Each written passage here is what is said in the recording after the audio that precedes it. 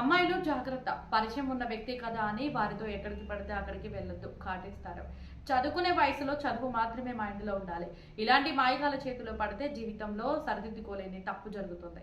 అలాగే లాడ్జీల ఓనర్లకు కూడా హెచ్చరిక. సరైన గుర్తింపు కార్డులు లేకుండా మైనర్లకు రూములు ఇస్తే కఠినంగా వ్యవహరిస్తామంటూ Rajahmundry south zone DSP Bhavya Kishore warning ఇచ్చారు. ఇటీవల రాజమండ్రి బాలికల హాస్టల్లో ఉంటున్న ఒక మైనర్ బాలిక తనకు గతంలో పరిచయం ఉన్న అబ్బాయితో బయటికి వెళ్ళింది. అదే అదునుగా భావించిన ఆ యువకుడు ఆమెపై లాడ్జికి తీసుకెళ్లి అత్యాచారం చేశాడు.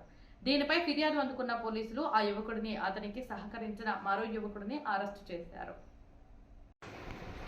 తూర్పుగోదావరి జిల్లా రాజమహేంద్రవరంలో ఒక బాలికల హాస్టల్ నుంచి ఓ మైనర్ బాలిక దీపావళి పండుగ రోజున తనకు తెలిసిన వ్యక్తి వచ్చారని, వెంటనే వస్తానని అనుమతి తీసుకుని బయటికి వచ్చింది. ఆలమూరు మండలం జొన్నాడకు చెందిన పాము అజయ్ అనే యువకుడు ఆమెను రిసీవ్ చేసుకున్నాడు. అజయ్తో తనకు గతంలోనే పరిచయం ఉండటంతో ఆ బాలిక అతనితో వెళ్ళింది.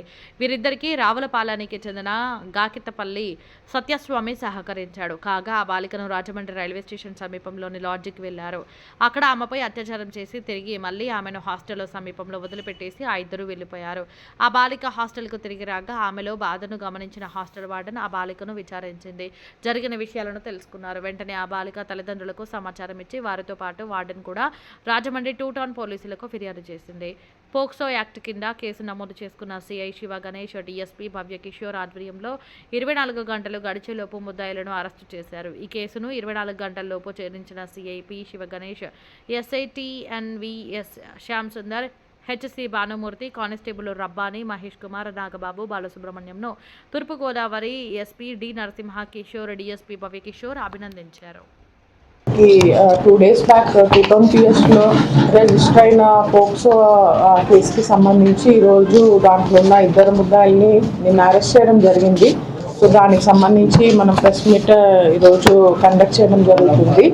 సో ఏదైతే దివాళీ రోజు ఉందో మనకి రాజమండ్రిలో ఉన్న సాంఘిక సంక్షేమ శాఖ బాలికల వసతి గృహంలో ఉంటున్న ఒక మైనర్ అమ్మాయి తనకి ముందుగా పరిచయం ఉన్న అజయ్ అనే వ్యక్తితో ఆ రోజు సాయంత్రము తను బయటికి వెళ్ళింది. యాక్చువల్లీ దివాళీ కాబట్టి దివాళీ సామాగ్రి కొనుక్కోవడానికి వెళ్తే ఈ అజయ్ అనే వ్యక్తి తన స్నేహితుడితో వచ్చి మేము కొనిపిస్తాము సామాన్లు అని అమ్మాయికి చెప్పి మాయమాటలు చెప్పి తీసుకెళ్ళి అజయ్ అనే వ్యక్తి తనని రైల్వే స్టేషన్ దగ్గరలో ఉన్న శ్రీ గురు లాడ్జ్ అనే లాడ్జ్కి తీసుకొని వెళ్ళారు.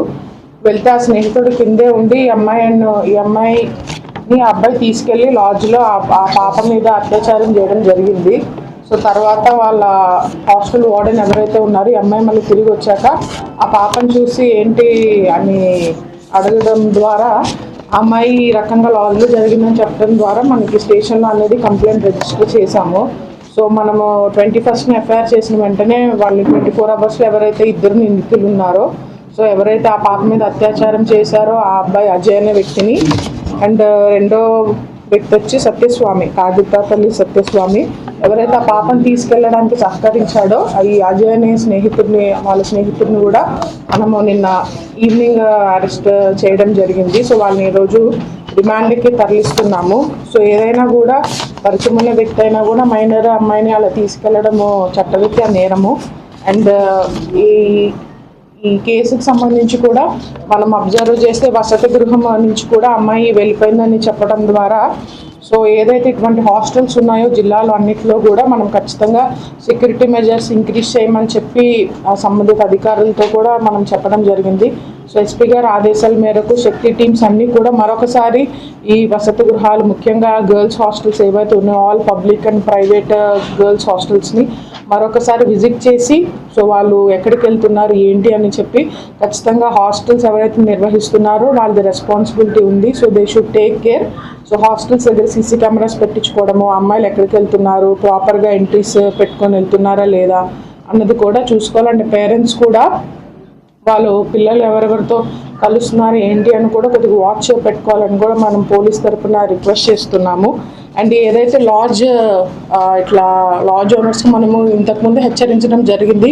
సో మీ ద్వారా మళ్ళీ మనం చెప్తున్నాము. సో ఎవరైతే లాడ్జ్లో వస్తున్నారో మనం ఆల్రెడీ చెప్పాం వాళ్ళకి ఒకళ్ళు ఉంటే ఒకళ్ళు ఐడి కార్డ్ ఖచ్చితంగా తీసుకోవాలి, ఇద్దరు వచ్చిన ముగ్గురు వచ్చిన అందరూ ఐడి కార్డ్స్ కరెక్ట్గా మనం తీసుకోవాలని ఫస్ట్ నుంచి వాళ్ళ రిజిస్టర్స్లో ఎంట్రీ చేయమని చెప్తున్నాము. సో మొన్న లాడ్జ్లో దిగినప్పుడు కూడా కేవలం ఆ అబ్బాయి ఒక ఐడి కార్డ్ ఒకటే తీసుకొని పక్కనున్న అమ్మాయి మైనర్ అమ్మాయి మేజర్ అమ్మాయి అన్నది కూడా అతను సరిగ్గా చెక్ చేసుకోలేదు, దానివల్ల ఇటువంటి ఇన్సిడెంట్ జరిగింది. సో లాడ్జ్ ఓనర్స్కి కూడా మళ్ళీ చెప్తున్నాము, సో ఎవరైతే ఉన్నారో ఖచ్చితంగా మీరు కానీ ఇట్లా మైనర్స్కి కానీ లాడ్జెస్ మీరు ఇస్తుంటే ఖచ్చితంగా మీ మీద కూడా కేసెస్ అనేవి రిజిస్టర్ చేయడం జరుగుతుంది. సో మీరు కూడా సహకరించినట్లే వాళ్ళకి ఇండైరెక్ట్గా. అండ్ ఆల్రెడీ ఇప్పుడు ఎవరైతే లాడ్జ్ ఓనర్ ఇప్పుడు వాళ్ళకి రూమ్ ఇచ్చారో సో అతని మీద కూడా చర్యలు తీసుకోమని మనం సంబంధిత అధికారులకి కూడా మనం రిపోర్ట్ పెట్టడం జరిగింది. సో ఆ ఎంక్వైరీ కూడా ప్యారలల్గా నడుస్తుంది.